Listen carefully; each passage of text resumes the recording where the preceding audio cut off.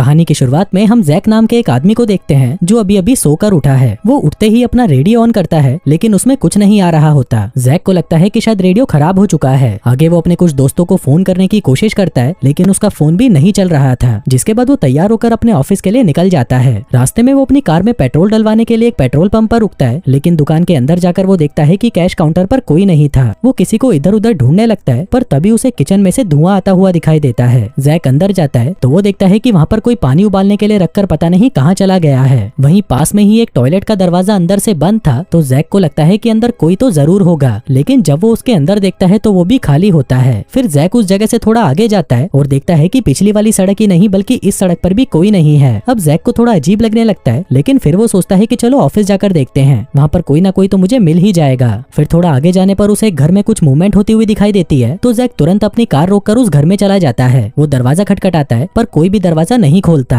आखिर में परेशान होकर जैक कांच तोड़कर अंदर चला जाता है। वो देखता है कि घर तो पूरा खाली पड़ा है और किचन में पानी का पाइप टूटने की वजह से पानी लीक हो रहा है। जैक उस पानी की सप्लाई को बंद करता है और उस घर से बाहर निकलकर अपने ऑफिस की तरफ जाने लगता है। फिर थोड़ा आगे जाने पर उसे सड़क के बीचों बीच एक गैस का टैंकर खड़ा हुआ दिखाई देता है। वो उस टैंकर के अंदर जाता है और वहाँ पर पड़ी हुई एक वॉकी टॉकी से किसी से बात करने की कोशिश करता है, लेकिन उसमें से भी उसे कोई रिप्लाई नहीं मिलता। फिर वहाँ से थोड़ा आगे जाने पर वो शहर पहुँच जाता है, लेकिन वहाँ पर भी उसे कोई इंसान नहीं दिखता। अब जैक यहाँ पर डरने लगा था और उसे लग रहा था कि मैं कोई सपना तो नहीं देख रहा, क्योंकि ऐसा तो हो ही नहीं सकता कि सभी लोग रातों रात गायब हो जाएं। तभी जैक को एक जगह से धुआं निकलता हुआ दिखाई देता है। वो सोचता है कि शायद वहाँ पर तो कोई जरूर होगा, लेकिन वहाँ पर जाकर वो देखता है कि वहाँ तो एक प्लेन क्रैश हो रखा है। जैक सोचता है कि चलो प्लेन के अंदर मरे हुए लोग तो होंगे ही, लेकिन जब वो उस प्लेन के अंदर जाता है तो वहाँ पर भी उसे कुछ नहीं मिलता। इसके बाद जैक अपने ऑफिस आता है, जहाँ पर वो किसी तरह की रिसर्च के ऊपर काम कर रहा था। वहाँ आकर वो देखता है कि उसकी सभी मशीनें तो सही चल रही थी। जैक वहाँ पर किसी को कॉल करने की कोशिश करता है, लेकिन दूसरी तरफ से कोई भी उसका कॉल नहीं उठाता। तभी जैक के मॉनिटर पर एक मैसेज आता है जिसमें लिखा था कि ऑपरेशन फ्लैशलाइट पूरा हो चुका है। जैक जल्दी से उठता है और पूरे ऑफिस में अपने साथियों को ढूंढने लगता है, लेकिन पूरे ऑफिस में उसके अलावा कोई नहीं होता। तभी वो कंट्रोल रूम में जाता है और देखता है कि उसका बॉस तो वहीं पर बैठा है। अब जैक जैसे ही उसके कंधे पर हाथ रखता है, वो देखता है कि उसका बॉस तो मर चुका है। अब ये देखकर जैक डर जाता है और भागकर वहाँ से बाहर आ जाता है। वो जल्दी से उस ऑफिस से निकलने की कोशिश करता है, पर तभी वो देखता है कि ऑफिस के सारे दरवाजे अपने आप लॉक हो चुके हैं। तभी जैक अपने कैबिन में आता है और रिकॉर्डर उठाकर कहता है कि आज जुलाई 5 है और हमारा ऑपरेशन फ्लैशलाइट फेल हो चुका है, जिसकी वजह से दुनिया के सभी लोग गायब हो चुके हैं। सिर्फ मैं ही हूँ जो यहाँ पर अकेला बचा हूँ। जिसके बाद वो उस रिकॉर्डिंग को टेबल पर रखता है और वहाँ पर एक बॉम्ब ब्लास्ट करके उस ऑफिस का दरवाजा तोड़ देता है। इसके बाद वो एक रेडियो स्टेशन में जाता है और कुछ ब्रॉडकास्ट करने लगता है। वो अपना नाम और अपना पता बताता है और कहता है कि अगर कोई भी जिंदा हो तो मुझे आकर मेरे एड्रेस पर मिलना। इसके बाद वो पूरे शहर की दीवारों पर अपना नंबर और एड्रेस लिख देता है। जिसके बाद वो एक पुलिस कार को लेकर गली गली अनाउंसमेंट करता है कि अगर कोई भी जिंदा है तो प्लीज आकर मुझे कांटेक्ट करे। और इसी तरह ये सब करते हुए कई दिन बीत जाते हैं, लेकिन एक भी इंसान जैक को कांटेक्ट नहीं करता।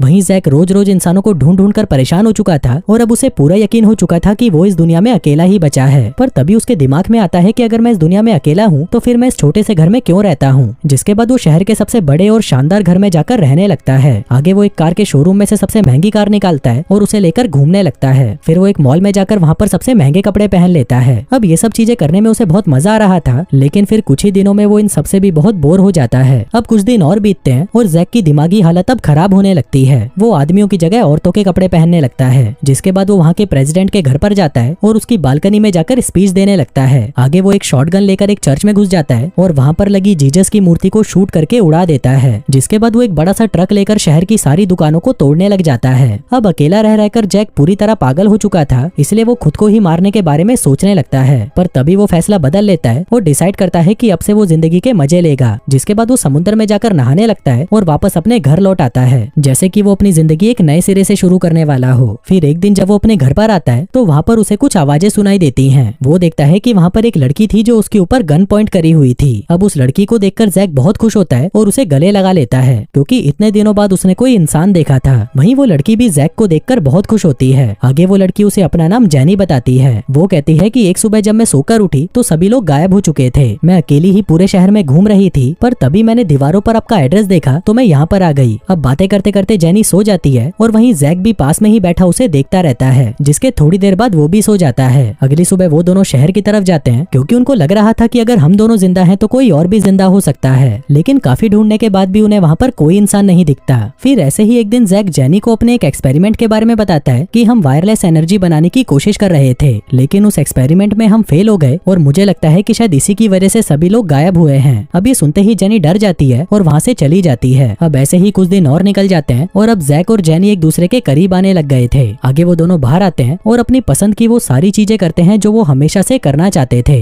फिर एक दिन जब जैक कहीं पर जा रहा था तभी उसके रास्ते में एक ट्रक आ जाता है। जैक अपनी गन लेकर उस ट्रक के पास जाता है तो उस ट्रक में से एक आदमी बाहर निकलता है जिसने मास्क पहना हुआ था। वो जैक पर गन पॉइंट करता है और उससे पूछने लगता है कि तुम कौन हो, तुम जिंदा कैसे बचे और क्या तुम अकेले हो। तभी जैक भी उसे झूठ बोल देता है कि हाँ मैं अकेला हूँ। अभी सुनकर वो आदमी अपना मास्क उतारता है और जैक से कहता है कि मुझे तो लग रहा था कि इस दुनिया में सिर्फ मैं ही बचा हूँ। पर तभी जैक की वॉकी टॉकी में जेनी की आवाज आती है जिसे सुनकर वो आदमी कहता है कि ये आवाज कहाँ से आ रही है। अब जैक उसे सब कुछ सच बता देता है कि मेरे साथ एक लड़की है। अब ये सुनते ही वो आदमी कहता है कि मुझे भी अपने साथ ले चलो। आगे घर पहुंचने पर वो दोनों जेनी को देखते हैं जो कि एक बहुत ही सुंदर ड्रेस पहनकर वहाँ पर खड़ी थी। तभी वो आदमी उन दोनों के पास आकर उन्हें गले लगा लेता है और कहता है कि अच्छा है अब मैं अकेला नहीं हूँ। जिसके बाद वो उन्हें अपना नाम हैप्पी बताता है। अब वो तीनों एक साथ बहुत खुश रहते हैं और साथ में घूमते फिरते रहते हैं। फिर एक दिन वो तीनों एक जंगल में कैंपिंग करने जाते हैं। तभी हैप्पी उन्हें बताता है कि एक बार मेरे और मेरे दोस्त के बीच में लड़ाई हो गई थी और उसने मुझे इतना मारा था कि मुझे लगा मैं मर चुका हूँ। पर जब मुझे होश आया तो मेरे आसपास कोई नहीं था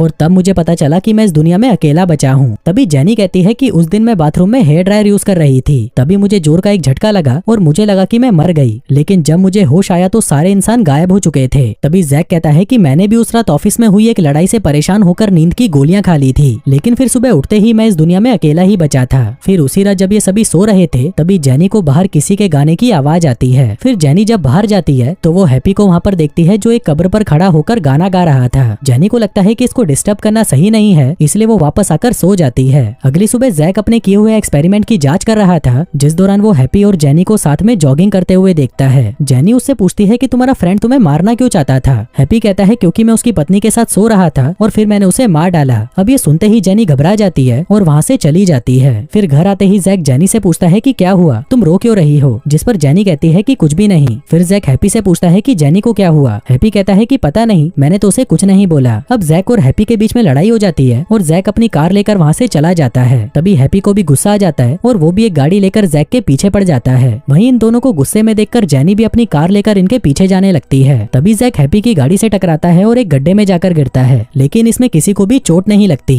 इसके बाद ये दोनों फिर से लड़ने लग जाते हैं, पर तभी जेनी उन दोनों पर गन पॉइंट कर देती है और कहती है कि आपस में लड़ना बंद करो। अब वो दोनों ही उसकी बात मान जाते हैं और जेनी के साथ वापस घर जाने लगते हैं। तभी रास्ते में जैक उनसे कहता है कि जिस घटना के बाद सभी लोग गायब हुए थे वो वापस होने वाली है और इसमें अब हम तीनों भी गायब हो सकते हैं। अब ये सुनते ही वो दोनों डर जाते हैं। इसके बाद वो तीनों जैक के ऑफिस जाते हैं जहाँ पर जैक देखता है कि कल सुबह 6 बजे वो घटना वापस होगी। अब इन तीनों को कैसे भी करके इसे रोकना था, पर तभी एक लाल रंग की रोशनी आती है और इन तीनों को अजीब अजीब चीजें दिखाई देने लगती हैं। हैप्पी को लगता है कि दुनिया उल्टी हो गई है और वो उल्टा चलने लगता है, लेकिन फिर कुछ ही मिनटों में सब कुछ नॉर्मल हो जाता है। तभी हैप्पी और जेनी एक दूसरे को गले लगा लेते हैं जो देखकर जैक को जलन होने लगती है। आगे जैक अपना रिकॉर्डर ऑन करता है और उसमें कहता है कि आज जो कुछ भी हुआ वो सिर्फ इस घटना का छोटा सा हिस्सा था। असली घटना तो कल होने वाली है और उसका मेन रीजन है मेरे ऑफिस से निकलता हुआ रेडिएशन। अगर हम मेरे ऑफिस को ही खत्म कर दें तो सब कुछ वापस नॉर्मल हो जाएगा। इसके बाद वो तीनों एक गोडाउन में जाते हैं जहाँ पर ट्रक भरकर बारूद पड़ा हुआ था और इतना बारूद काफी था जैक के ऑफिस को बर्बाद करने के लिए। आगे हैप्पी उस ट्रक को लोड करके ऑफिस की तरफ निकल पड़ता है और वहीं जैक और जेनी भी उसके आगे चल रहे थे। इसी दौरान जैक जेनी से कहता है कि हम दोनों पहले कितने क्लोज थे, लेकिन हैप्पी के आने के बाद तुम मुझसे दूर जा चुकी हो, इसलिए अब तुम सच बताओ कि तुम मुझे पसंद करती हो या हैप्पी को। जेनी कहती है कि मुझे तुम दोनों ही पसंद हो, लेकिन हैप्पी को लेकर मेरे अंदर हमदर्दी है। मैं उसको जैसा समझ रही थी वो वैसा इंसान नहीं है, बल्कि वो तो बहुत ही अच्छा है। जिसके बाद वो जैक की कार से निकलकर हैप्पी के ट्रक में जाकर बैठ जाती है। अब ये देखकर जैक को गुस्सा आने लगता है, लेकिन वो बेचारा कुछ कर नहीं सकता था।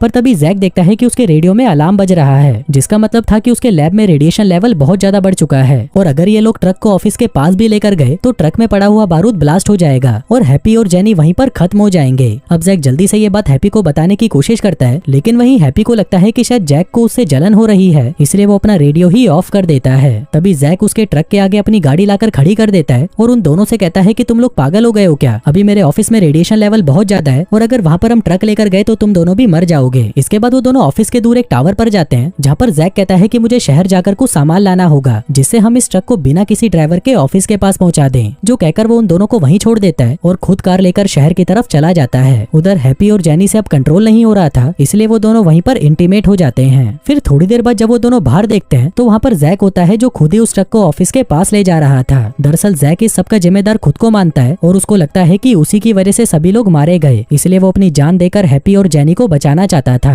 इसके बाद वो उस ट्रक को सीधा अपने ऑफिस में घुसा देता है और तभी वहाँ पर एक जोर का ब्लास्ट होता है। पर तभी उनको वो लाल लाइट फिर से दिखाई देती है और हम जैक को देखते हैं जो वहाँ से कहीं और आ चुका है। वो देखता है कि वो एक बीच पर है और उसके आसपास कोई भी नहीं है। और दोस्तों, इसी के साथ ही ये कहानी यहीं खत्म हो जाती है।